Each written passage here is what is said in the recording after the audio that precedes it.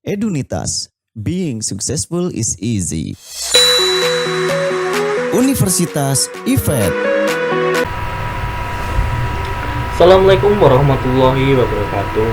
Perkenalkan, nama saya Abdul Khairuddin, kelas BPTM 4D NPM 32221100007. Saya mahasiswa Universitas IFET. Di sini saya akan mempresentasikan atau mempelajari tentang metode perbaikan panel bodi dan pengecatan ulang atau repainting untuk memenuhi tugas.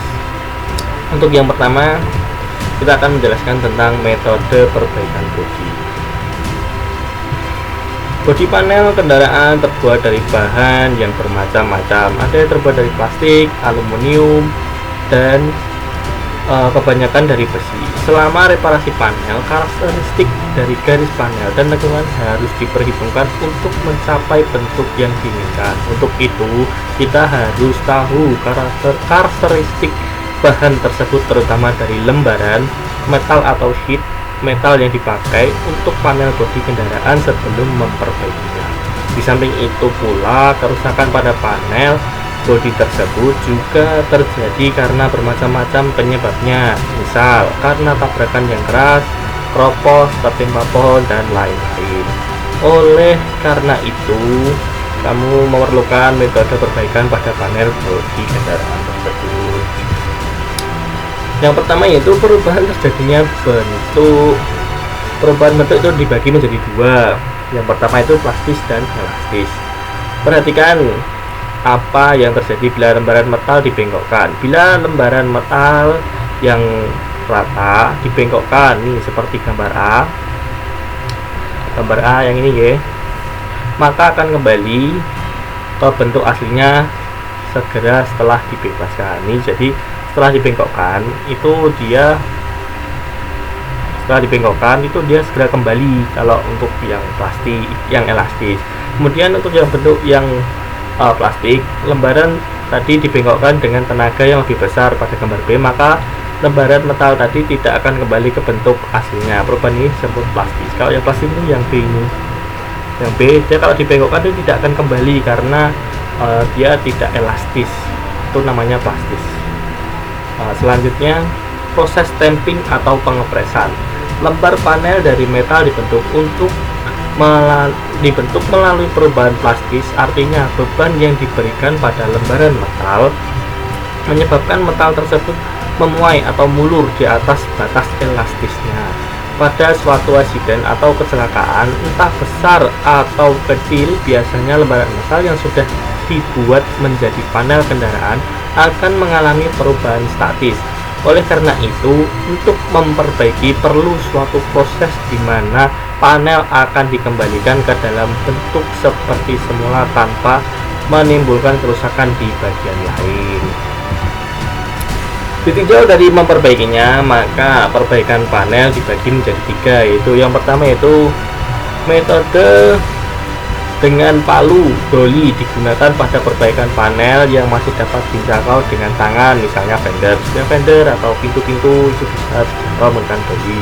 Kemudian yaitu yang kedua, metode dengan penarikan digunakan pada perbaikan panel yang tidak dapat dijangkau dengan tangan, misalnya pintu, water panel, dan lain-lain. Dan yang terakhir yaitu metode dengan stringking atau pengerutan digunakan pada perbaikan panel yang panelnya mengalami pemoyaian atau tip-top.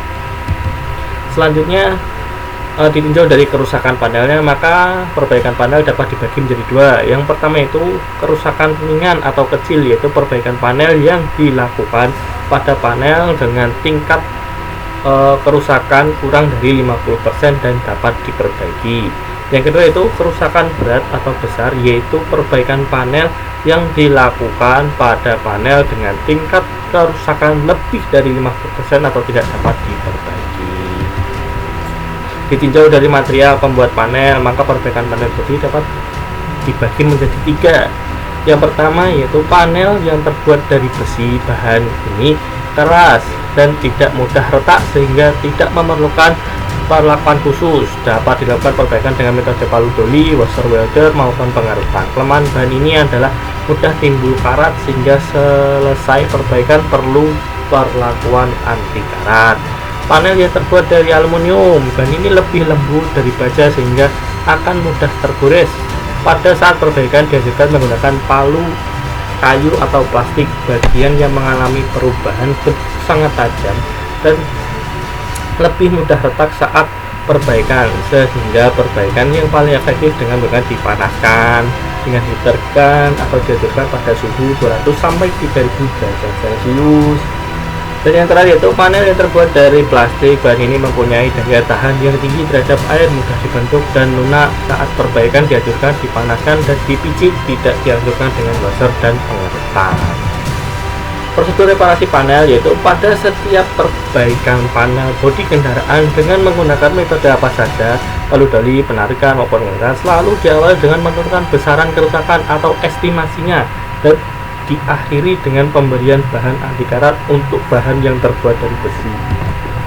Nih, berikut prosedur perbaikan panel. Kerusakan, jika terjadi kerusakan itu yang pertama dilakukan adalah estimasi. Estimasi itu dibagi dua, yaitu kerusakan berat dan kerusakan kecil. Kalau kerusakan berat itu langsung ganti panel, kemudian ke scuffing atau pengkasaran, kemudian baru ke degreasing, surface, scuffing, degrease, spraying dan polishing. Kalau untuk yang kerusakan kecil ini dibagi dua lagi menggunakan metode apa? Polidoli atau perbaikan penarikan, milih dua. Kemudian setelah itu di pengompasan cat, setelah itu fat treating, kemudian primer anti karat, pendempulan, sanding atau pengaplasan, kemudian kembali lagi seperti jadi. Seperti itu untuk prosedur perbaikan panel. Untuk materi yang selanjutnya yaitu pengecatan ulang atau repainting. Pengecatan ulang adalah mengaplikasikan cat untuk melindungi atau memperbaiki cat yang sudah digunakan sebelumnya atau cat original, dan untuk melindungi serta memperbaiki penampilan kendaraan. Pengecatan ulang dilakukan karena cat warna atau top coat yang paling lapisan luar itu pada kendaraan sudah mengalami kerusakan, baik karena sudah kusam atau tidak mengkilap lagi maupun rusak akibat benturan. Tipe-tipe pengecatan ulang yaitu menurut kondisi cat sebelumnya, luas dan lokasi yang akan dicat ulang. Cara mengecat ulang atau repainting dapat diklasifikasikan menjadi touch up, repainting, pengecatan ulang sebagian, dan pengecatan ulang menyeluruh. Jadi untuk pengecatan ulang itu dibagi tiga. Yang pertama itu touch up, dan yang kedua itu pengecatan ulang. Pengecatan ulang sebagian itu sudah dibagi dua lagi, yaitu pengecatan ulang kecil atau pengecatan ulang blok. Dan yang ketiga yaitu pengecatan ulang menyeluruh.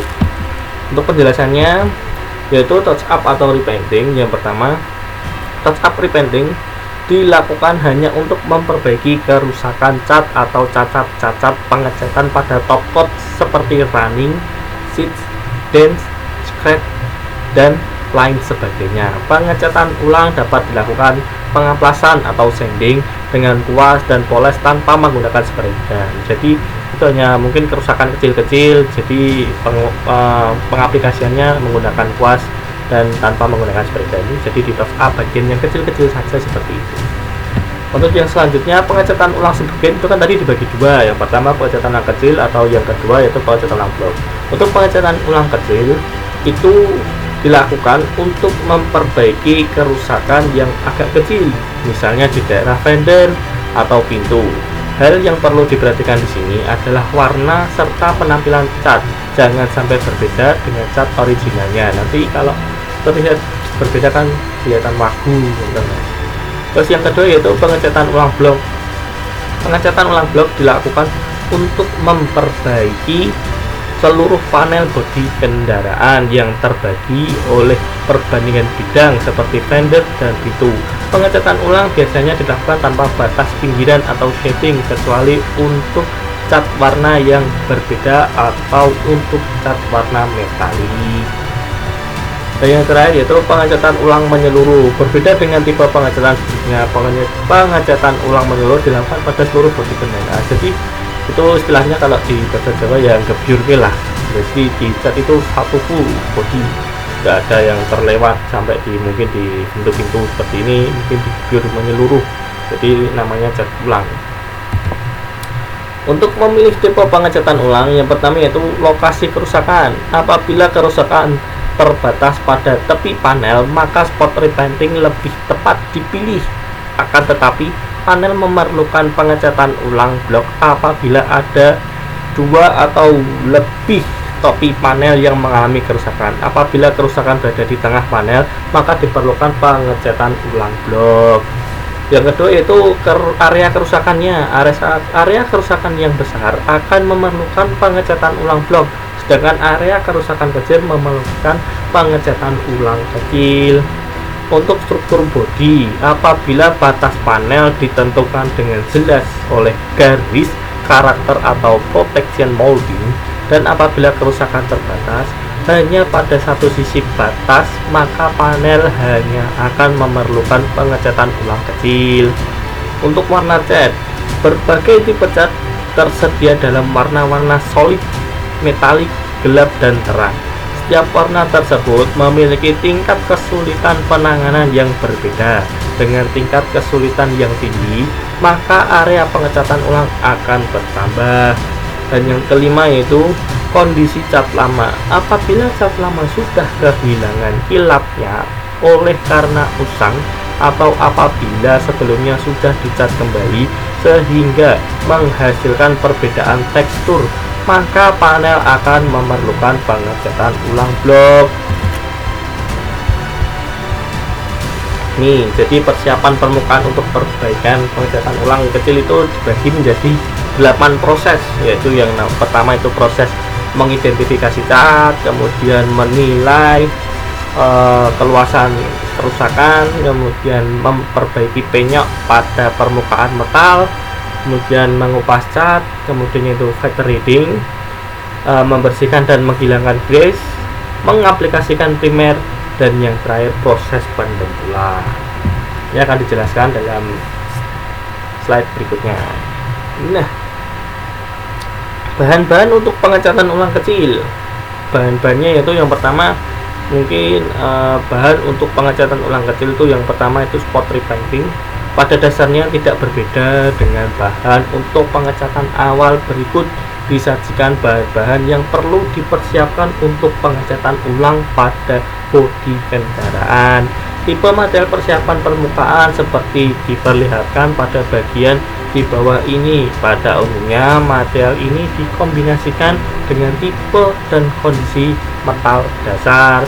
Jadi material persiapan itu dibagi menjadi 3, yaitu primer, kemudian dempul atau putih, dan yang terakhir itu surface atau mungkin pengkilap itulah. Lanjut, yang pertama itu primer itu dibagi menjadi 4, yaitu wash primer, lacquer primer, urethane primer, dan epoxy primer. Yang pertama yaitu wash primer, pengecatan primer yang digunakan langsung pada metal dan membentuk lapisan konversi kimia permukaan metal yang mempunyai kemampuan untuk mencegah karat, menambah adhesi, dan cepat kering. Yang kedua yaitu lacquer primer, merupakan pengecatan primer yang digunakan langsung pada metal yang mempunyai kemampuan cepat mengering dan mudah penggunaannya. Namun, kemampuan untuk mencegah karat atau adhesi tidak sekuat primer dan tipe 2 komponen. Urethane primer yaitu merupakan primer tipe 2 komponen yang menggunakan polisocyanate sebagai hardener. Urethane primer memberikan ketahanan karat dan karakteristik adhesi yang sangat baik. Dan yang terakhir yaitu epoxy primer, merupakan primer tipe 2 komponen yang menggunakan amine sebagai hardener. Epoxy primer memberikan ketahanan karat dan karakteristik adhesi yang sangat baik. Biasanya digunakan itu yang epoxy primer ini. Yang kedua yaitu dempul atau putih. Dempul itu juga dibagi menjadi 3. Yang pertama itu dempul plastik, dempul epoxy, dan dempul lacquer. Yang pertama dempul plastik yaitu dempul 2 komponen yang menggunakan organic oxide sebagai hardener. dempul epoxy, yaitu merupakan tipe dempul dengan dua komponen yang menggunakan amine sebagai hardener. Dan yang terakhir yaitu dempul lacquer. Dempul ini adalah satu komponen yang terutama terbuat dari nitrocellulosa dengan alkit atau akrilik resin. Selanjutnya itu surface. Surface sendiri itu dibagi tiga, yaitu lacquer, uretane surface, dan kemudian thermostatic animoelastic surface. Yaitu ada tiga. Lanjut yaitu prosedur pengecatan ulang kecil atau yang dinamakan spot repainting. Itu dibagi ini ada mungkin ini ada yang namanya diagram ya, atau prosedur yang prosedur pengecatan ulang kecil. Jadi itu yang pertama adalah miscoat spraying. Miscoat spraying merupakan semprotan pertama dan ini harus diaplikasikan dalam lapisan yang tipis. Jadi untuk pengecatan yang pertama itu pengecatannya hanya tipis-tipis saja gitu. Kemudian flash time itu ada jarak antara pengecatan misal dari miscoat ke color coat seperti itu. Itu flash time, itu namanya jarak. Setelah itu menuju ke color coat spraying. Color coat spraying adalah aplikasi cat warna sampai area permukaan tertutup semua, sambil memberikan flash time setiap kali dilakukan penyebaran. Jadi color coat ini harus menutupi semua bidang sampai benar-benar rapat hingga warnanya itu benar-benar rata semua ke bagian yang dicat, dan harus memberikan flash time atau jarak waktu itu tadi. Kemudian setelah color coat diberi jarak lagi, flash time, kemudian ke pengeringan, ke penyelesaian dulu, yaitu penyelesaian adalah aplikasikan cat dengan hati-hati untuk membuat tekstur dan kilap yang sama. Aplikasikan dengan sedikit lebih lebar dari bagian color coat sprayer, jadi mungkin lebih di finishing gitu ya. Kemudian setting time atau waktu yang diberikan tadi, kemudian ke proses pengeringan yaitu drying. Berikan setting time selama 10 sampai 15 menit, kemudian permukaan dikeringkan selama kira-kira 50 menit pada temperatur 60 derajat Celcius. Mungkin itu ya untuk materi yang saya sampaikan tentang mengenai metode perbaikan panel bodi dan pengecatan ulang atau repainting. Untuk kurang dan lebihnya mohon maaf.